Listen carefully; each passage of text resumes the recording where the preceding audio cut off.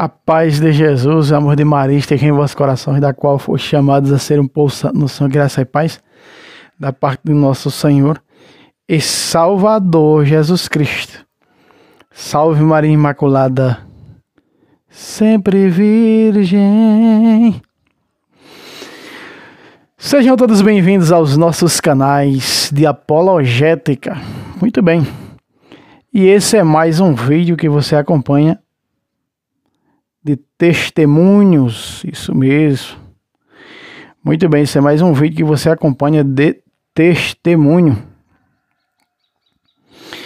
de ex-pastores que estão voltando, né? E depois aí desse testemunho da conversão do ex-pastor aí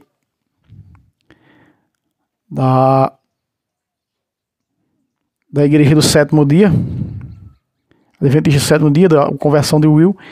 Agora um assembleano, né? Um assembleano se converte, Jean-Pierre, se converte à igreja católica. Ele que era da denominação Assembleia de Deus, passou aí 20 anos na Assembleia de Deus. Muito bem, eu vou ler um pequeno relato dele, porque não tem testemunho por escrito, só tem no YouTube ao professor Eduardo Faria. E eu vou até colocar, né,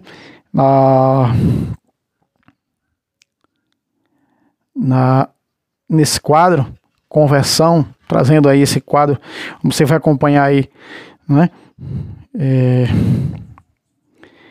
esse quadro de testemunho de ex-protestantes. Eu tenho um pequeno relato, eu vou ler do ex-pastor Keman, mas eu quero dar esse pequeno relato aqui, que diz assim, ó, em entrevista ao programa A Bíblia Me Tornou Católico, no canal do Eduardo Farias.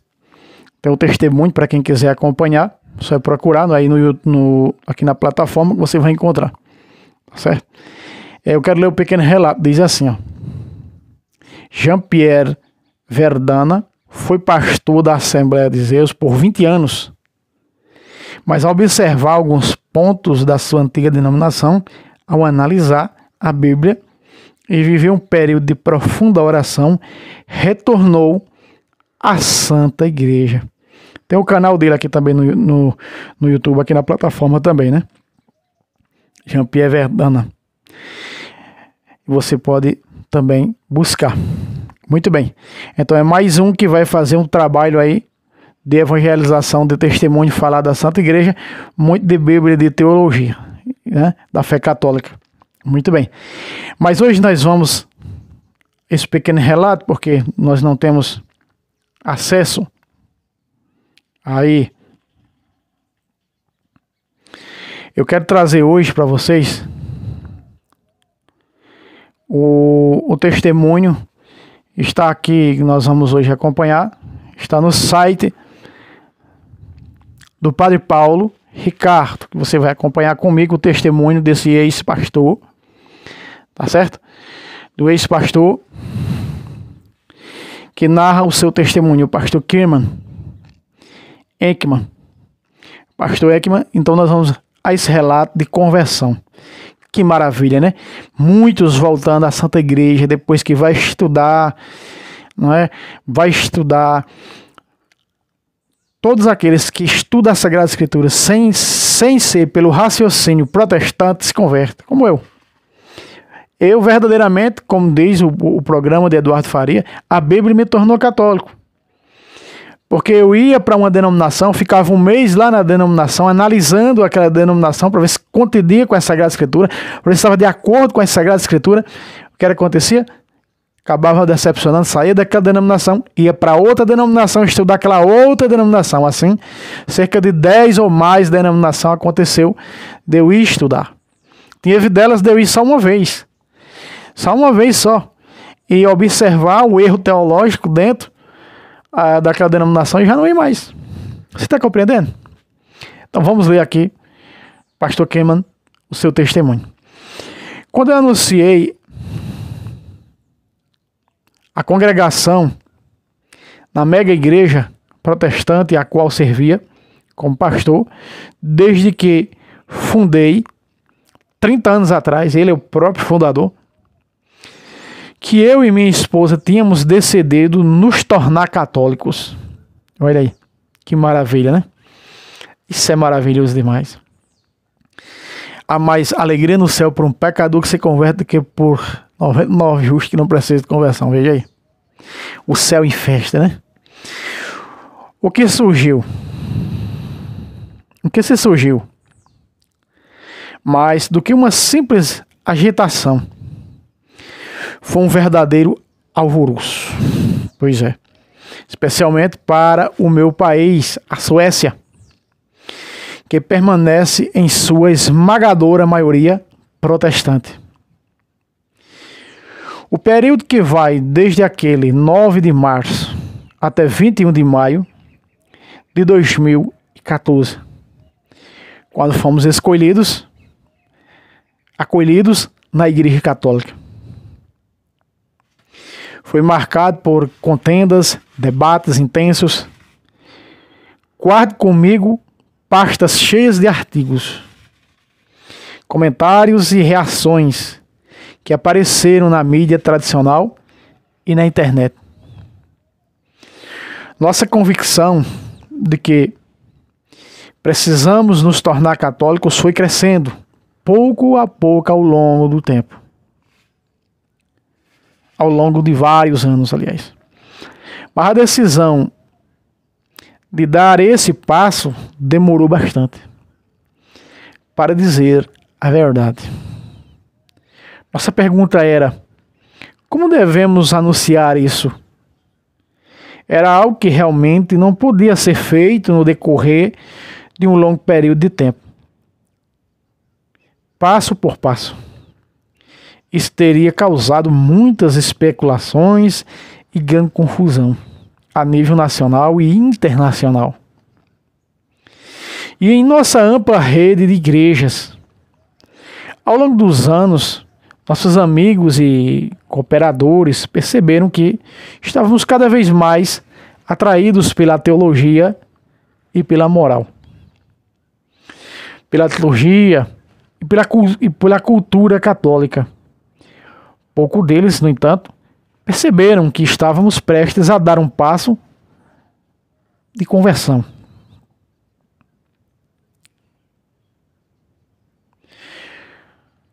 Nos meses e semanas que precederam o anúncio de nossa decisão, preparamos o conselho da igreja e alguns outros colegas para que nos ajudassem em nosso processo de transmitir essa notícia à nossa congregação.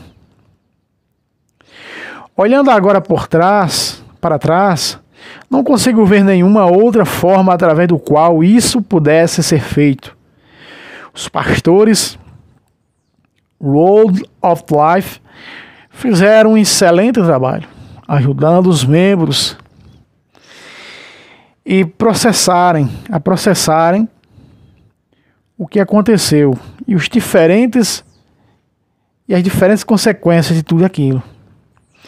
Eles também fizeram um esforço para responder a várias questões sobre a fé católica. Além disso, houve muitas emoções envolvidas. Críticas também, bem como mágoas e sentimentos de perda e rejeição. Como eu, enquanto pastor, podia deixar meu rebanho, não estava traindo a eles ao meu próprio chamado? Não estava traindo o meu próprio povo? Não os considerava mais como cristãos? Tudo que eu havia ensinado antes estava errado, então? Muitos se perguntavam como eu, que tinha conseguido manter-me aparentemente forte por tantos anos, podia cair agora em uma decepção, em uma mentira tão grande. Acusações foram lançadas de todos os lados e as emoções ficaram à flor da pele. Algumas ainda estão. Estamos acostumados a conduzir o ministério de nossa própria igreja fundada por nós. Mesmo assim, houve muitas nessa congregação que conseguiram entender. Eles ficaram agradecidos por um novo pastor ter sido posto no meu lugar por mais de um ano. Esses membros respeitaram nossa decisão e entenderam que ela tinha se baseado no que percebíamos como um chamado de Deus. Não entendemos se não tínhamos sido enganados, mas conduzidos por Deus nessa matéria, ainda que eles não tenham entendido muito bem como um porquê. Recebemos muitas cartas encorajadoras, tanto de outros protestantes como de católicos. Também recebemos de alguns uma abordagem curiosa do tipo pós-moderna. Eles estavam dispostos a aceitar que Deus nos pudesse chamar para a Igreja Católica, mas não podiam aceitar as doutrinas da Igreja. Um pregador me disse assim: tudo bem, você se tornou católico, mas com certeza não acredita no que eles acreditam, não é? Eles falavam como se eu realmente tivesse outra alternativa e pudesse ser seletivo em minha escolha. Quando respondi que acreditava em que tudo o que a Igreja Católica acredita e ensina, sou ou muito estranho, por mais de meus por estranho para muitos de meus amigos protestantes. Foi difícil para eles entender que ser católico significa verdadeiramente crer como um católico crê. Até mesmo para mim. Para nós, a verdade era a única coisa que importava. Sempre acreditávamos na palavra de Deus. Que há uma verdade absoluta, revelada por Ele. Então, cada vez mais nós fomos abrindo os olhos para o fato de que há uma igreja concreta, histórica e fundada por Cristo, bem como um tesouro, um depósito de fé, objeto e vivo ao mesmo tempo. Isso atraiu-nos e levou-nos para a Igreja Católica.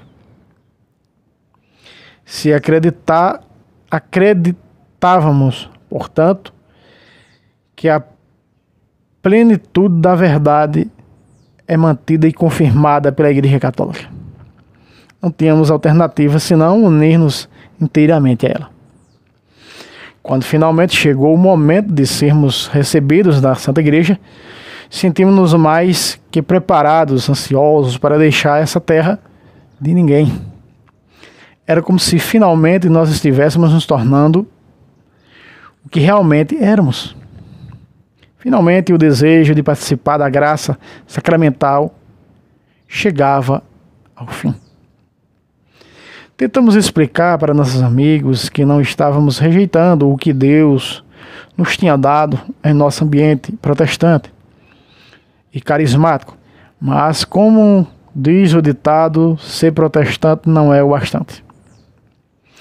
Ele não está errado em seu amor pelas Escrituras e em manter as verdades básicas do Evangelho e o seu fervor de evangelizar. Tudo isso é necessário, mas não é suficiente. A vida não é suficiente à vida protestante. Com sua ênfase no poder e na condução do Espírito Santo, é necessário constituir um dom precioso, mas não pode ser vivido em sua plenitude em um ambiente protestante e atualmente individualista.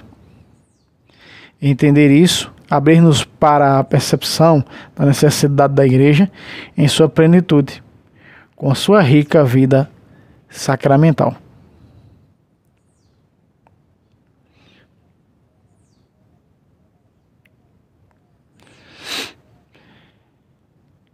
Não nos rejeitamos, portanto, nós não rejeitamos, portanto, nossa vida passada, as ricas experiências ministeriais que vivimos ao longo de tantos anos como os fundadores e líderes da World of Life. Seremos sempre gratos a Deus por tudo que Ele fez. Mas estamos imensamente felizes e agradecidos por agora entendermos que realmente precisamos da Igreja Católica para continuar a nossa vida e o nosso serviço ao Senhor.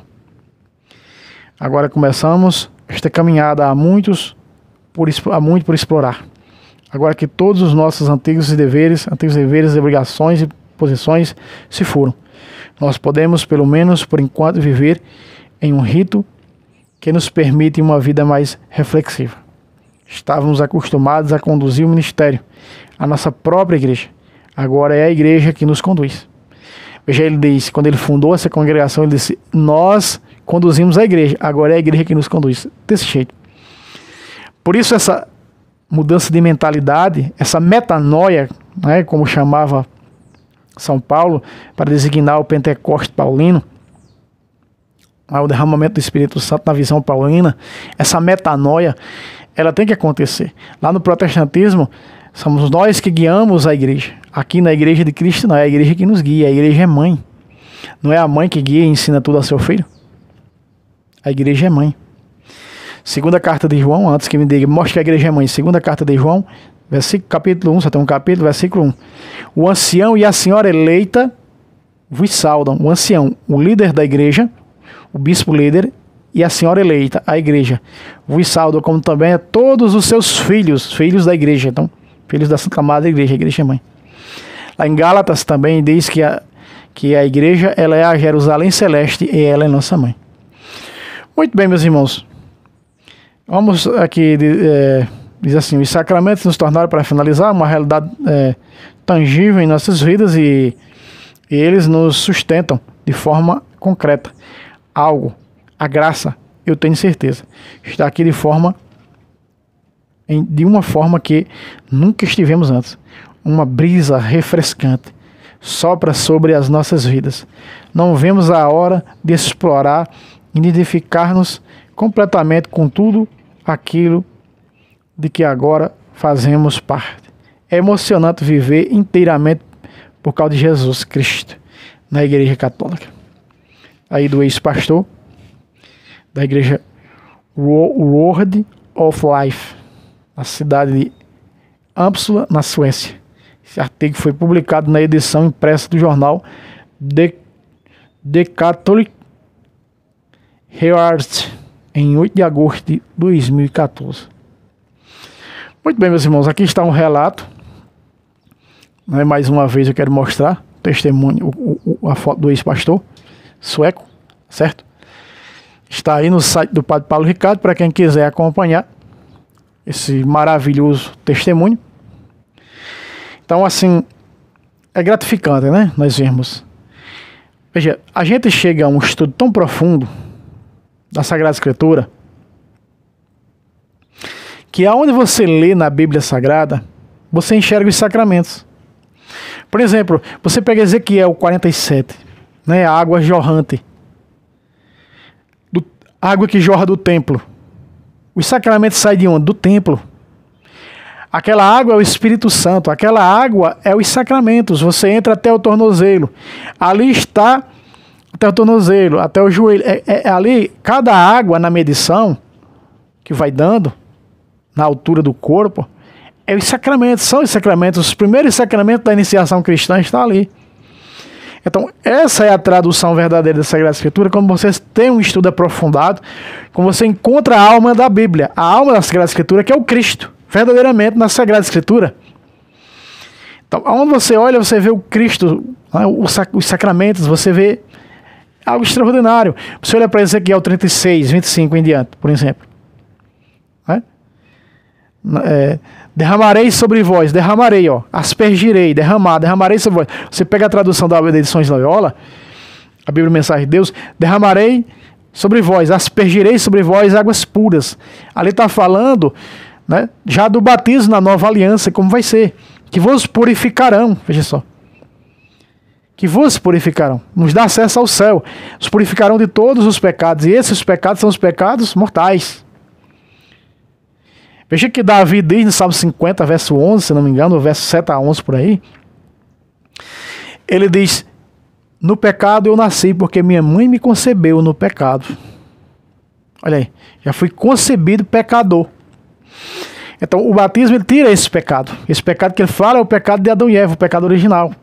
Então veja como a doutrina é perfeita. Então quando a gente se faz um estudo apropriado, um estudo aprofundado da Bíblia, quando nós pegamos as Sagradas Escrituras para estudá-la, você vai entender, onde você vai ler doutrinalmente, aí você entende, verdadeiramente é um livro da Santa Mãe Igreja. Você está entendendo? Você compreende isso? Ah, talvez não. Talvez seja até loucura para você o que eu estou falando aqui. Mas se você um dia entender isso como eu entendo, como Paulo Leitão entendeu, como Padre Luiz Toro entende, como muitos outros entendem, Scott Hans e outros. Deus abençoe vocês. Mais um testemunho de ex-pastor para esse quadro. Tá certo? E até o próximo vídeo, se Deus quiser. Salve Roma, salve Maria Imaculada, sempre vejo. Lembrando aí ao lado que tá aí para vocês que querem nos ajudar, o Pix, tá certo? Esse Pix aí ao lado, pentecostesfabios1@gmail.com. Eu esqueci de falar no começo, sendo entusiasmado lá logo o testemunho, né? Mas está aí. Ajude enquanto você quiser. Deus abençoe a todos.